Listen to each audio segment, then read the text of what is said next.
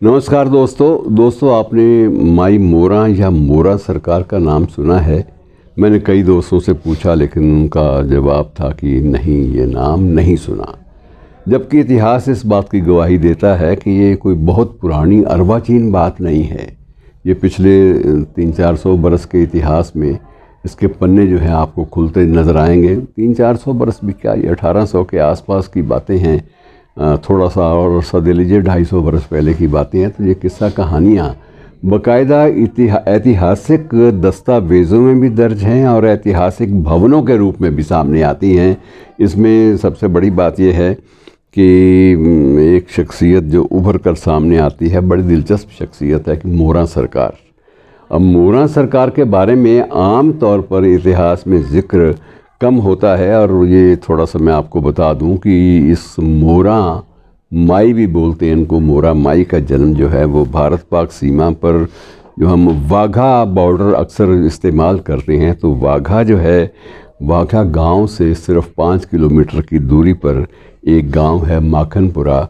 और माखनपुरा गांव में मोरा का जन्म एक मुस्लिम परिवार में हुआ था, माई मोरा का जन्म।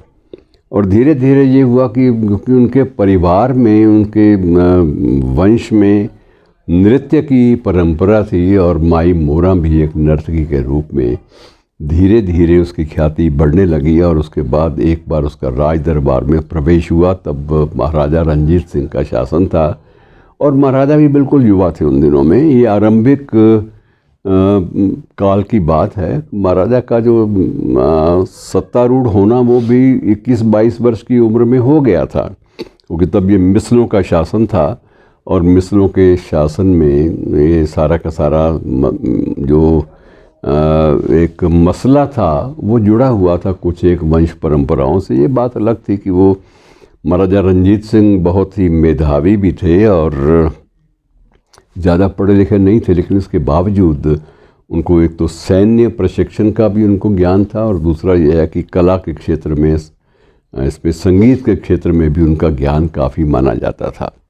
अब उनको इसकी मोरा सरकार का, या मोरा सरकार तो बाद में बनी, मोरा माई का जो नृत्य है वो उनको पसंद आ गया और उन्होंने दरबार में ही उसको जगह दे दी।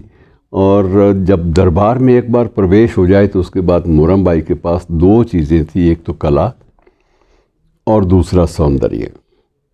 और उम्र ऐसी थी कि महाराजा भी उसके सौंदर्य के जाल में भी थे और उसकी कला और जो संगीत की जो धुनें थी और नृत्य के जो एक प्रकार से जो बारीकियां थी उनको महाराजा अच्छी तरह समझते थे और महाराजा उसके प्रशंसक बन गए। और एक समय पर उन्होंने ये भी पेशकश कर दी कि औपचारिक रूप से जिस दिन वो सत्ता में बैठ जाएंगे, उनका सिंहासन सुरक्षित हो जाएगा, उस दिन वो बाकायदा मोरा माई से शादी कर लेंगे।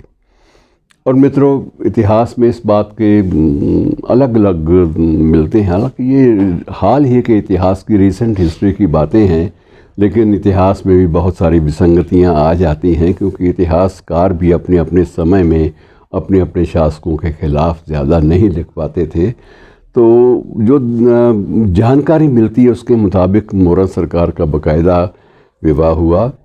अब निकाह तो नहीं कह सकते, क्योंकि ऐसा नहीं था कि महाराजा रंजीत सिंह ने मुस्लिम धर्म में को दीक्षा ली हो। वो एक कट्टर सिख थे और सिख परंपराओं में विश्वास रखने वाले थे।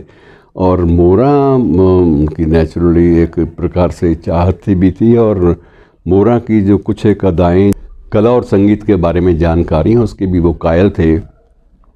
धीरे धीरे मोरा का जो मन था वो सामाजिक कार्यों में भी लग गया।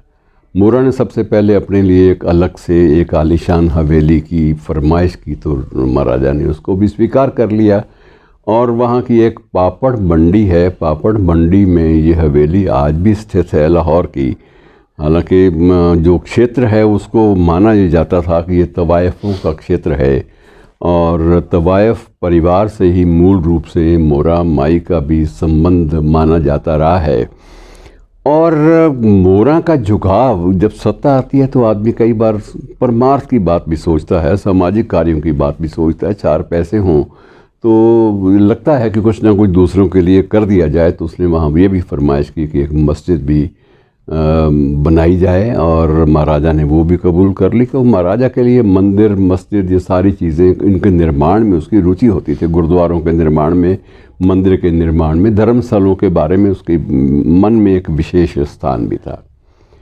तो बन गई मस्जिद। शुरुआती दौर में मुल्लाओं के थोड़ा सा आग्रह पर या मुल्लाओं के थोड़ा से हट पर उसका नाम तवाइफ मस्जिद कर दिया गया, और बाद में जब इस बात पे एतराज़ आने लगे कि ये तवाइफ मस्जिद, नाम मस्जिद तो मस्जिद है, उसका ये नाम ठीक नहीं है, तब ये मोरा मस्जिद, मोरा माई की मस्जिद के नाम से ये प्रसिद्ध हो गई, और वहाँ पर बाकायदा नमाज़ पढ़ी जाने लगी। और उसके बाद जो भी परंपराओं के अनुसार जो होता है सारे कार्यक्रम होने लगे।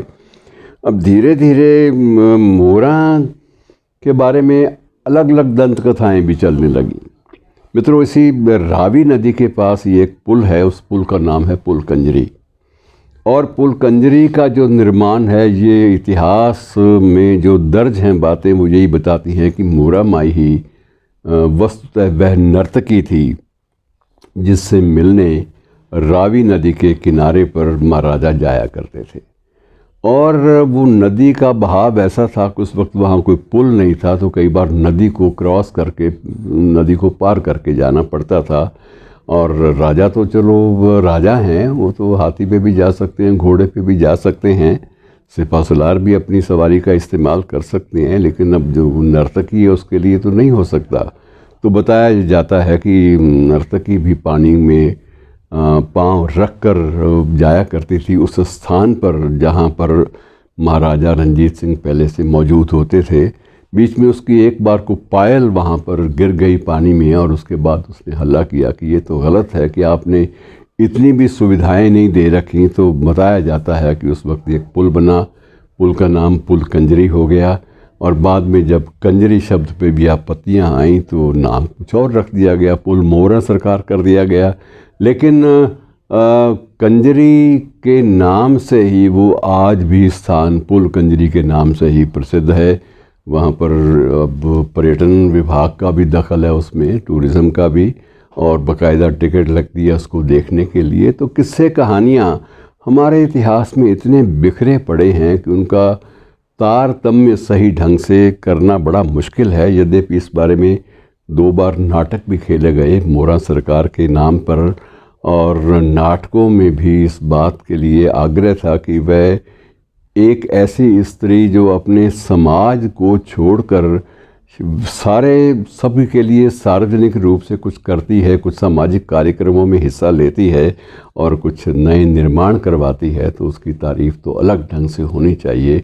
उसको कभी कंजरी कह देना, कभी तवाइफ कह देना, ये दोनों बातें आपत्तिजनक लगीं इतिहासकारों को भी, और कालांतर में वो तवाइफ का लफ्ज़ तो हट गया, लेकिन पुल के साथ कंजरी शब्द जो है वो अभी तक नहीं हट पाया।